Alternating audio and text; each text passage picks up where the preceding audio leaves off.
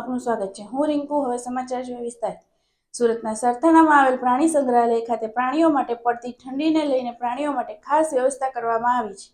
દર વર્ષની જેમ આ વર્ષે પણ સરથાણા પ્રાણી સંગ્રહાલય ખાતે રહેતા પ્રાણીઓ પક્ષીઓ માટે પડતી ઠંડીને લઈને કોઈ બીમારીની આડઅસર ન થાય તે માટે હરણકુદના ખુલ્લા પ્લોટમાં તાપણું કરવામાં આવ્યું છે અને વાઘ, સિંહ, દીપડા, રીંછના નાઇટ સેન્ટરમાં 1000 વોલ્ટના હીટર લગાવી નાઇટ સેન્ટરનું તાપમાન મેન્ટેન રાખવામાં આવ્યું હતું।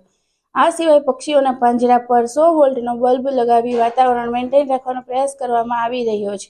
આ ઉપરાંત વિન્ટરની સિઝનમાં પ્રાણીઓના ખોરાકમાં પણ તકેદારી રાખવામાં આવે છે।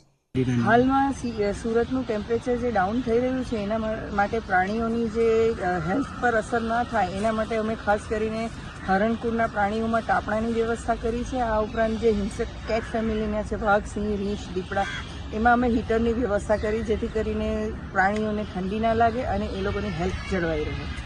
આ ઉપરાંત અમે પક્ષીઓની અંદર પણ બલ્બની વ્યવસ્થા કરી છે જેના કારણે એ લોકોને પણ હુંફાળું વાતાવરણ મળી રહે। શિયાળામાં પ્રાણીઓને ઠંડીથી રક્ષણ કરવા માટે અમારે ખાસ પ્રકારની રાખવામાં આવે છે। આ ઉપરાંત તેમને ખોરાકમાં પણ થોડું મિનરલ્સ, વિટામિન્સ જેવી વધારે આપવામાં આવે છે જેના કારણે તેમના હેલ્થનું સ્ટેટસ જળવાઈ રહે। કેમેરામેન હિમાંશુ સાથે હર્ષિલ ધોળકિયા, સમય મિત્ર ન્યૂઝ, સુરત।